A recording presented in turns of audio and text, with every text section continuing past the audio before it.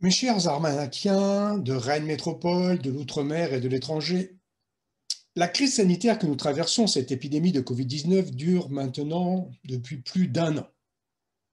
Un an d'efforts pour tous, d'angoisse, de sacrifices, de fierté aussi et d'actes héroïques. Un an où, ensemble, nous avons résisté et appris. Un an où nous avons tenu, où vous avez tenu sans jouer et sans répéter.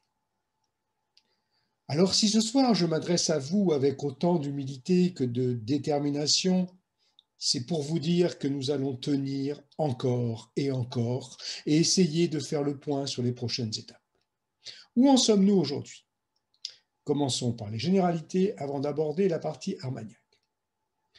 Pendant un mois, nous allons espérer qu'en mai, les salles de spectacle pourront rouvrir. Cela fait si longtemps que je vous l'annonce que vous allez bien finir par y croire.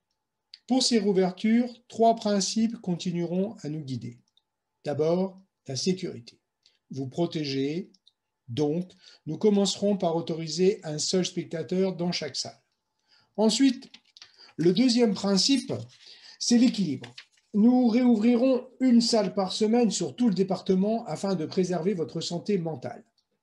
Et puis le troisième principe, c'est la responsabilité. C'est votre responsabilité, c'est-à-dire vous faire confiance. Donc, le seul spectateur qui viendra dans la seule salle ouverte n'aura pas besoin de présenter un test PCR négatif.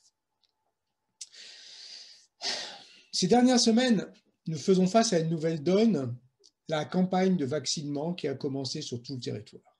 Cela se passe bien, mais pour encore améliorer le processus et guérir plus vite les amateurs d'art et de culture, j'ai décidé et j'ai demandé à notre laboratoire français de travailler sur deux nouveaux types de vaccins qui auront pour nom le Cyril Hanouna et le Pascal Prozac.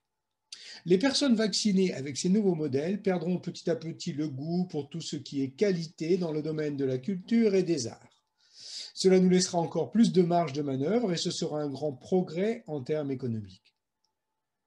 Quant à vous, mes chers Armagnacains, mon peuple, je sais qu'il y a beaucoup de lassitude, de fatigue, je sais qu'il y a aussi parfois de l'énervement, de l'emportement, et c'est bien normal.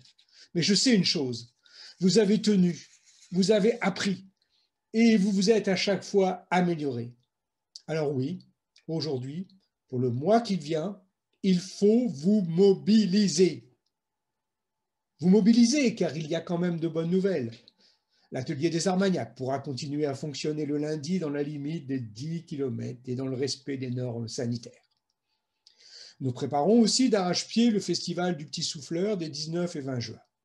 À penser. La Vitre a de nouveau été sélectionnée pour le festival de Josselin en mai.